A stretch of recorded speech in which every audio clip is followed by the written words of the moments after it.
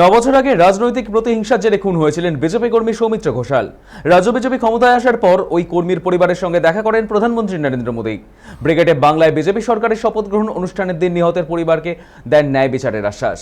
2017 সালে দক্ষিণ চব্বিশ পরগনার বারুইপুরের সাউথ গড়িয়ায় নৃশংসভাবে খুন করা হয়েছিল সৌমিত্র ঘোষালকে।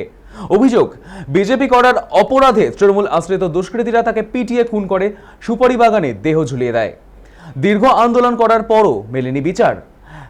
এদিন প্রধানমন্ত্রীর সঙ্গে সাক্ষাতের পর আবেগঘন হয়ে পড়েন সৌমিত্রের পরিবার। এখন রাজ্য সরকারের পরিবর্তনের পর ফের আশার আলো দেখছে পরিবারটি।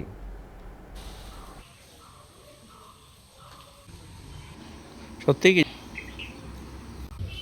ছেলে ওইদিকে গেল পার্টি করতে ওইদিকে যাওয়ার আচ্ছা হুম তারপরে শুনতে পেলাম যে মারা গেছে। আমি তখন এই বাড়ি কোন পার্টি করতো?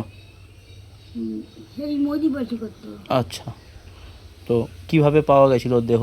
ওর দেহটা গেলে আগে সবাই মরে গেছে, আর আমি যাচ্ছি, আমার যেতে দেয়নি। তারপর 5 জনে সবাই বললো যে সর্বস্থায় মরে গেছে। আচ্ছা তা দিনের বেলা তো, দিনের বেলায় আচ্ছা 4টে। আচ্ছা, তো এই যে তোমার ছেলে যে মারা গেছিল, তুমি কোনো বিচার পেয়েছো? বিচার বলতে তেমন কিচ্ছু কেউ বিচার করেনি বাবা। এবার কি মনে হয় বিচার পাবেন? আর ফার্স্ট পাবে, মানে আশা করছেন? আশা করছি। আচ্ছা, কেন বাবা, আমি আশা করছি, কেন বলবো? আমার খুব কষ্ট ছিল, আমার কষ্টের জন্য মোদি সরকারের কাছে গেছিলো আমার ছোটো ছেলে চলে।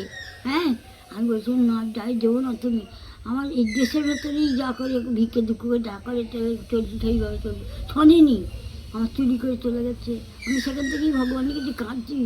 আর এই যে মোদি সরকার পেয়েছে, আমার খুব আনন্দ হয়েছে। অতি সত্যি কথা বাবা, মন থেকে আমি বলছি। তবে বাবা, মা কি বলা যায় বলো? আমার অন্তরটা হা করছে, মনে হচ্ছে এতক্ষণ যদি থাকতো আমার বাবা কত আনন্দিত হতো।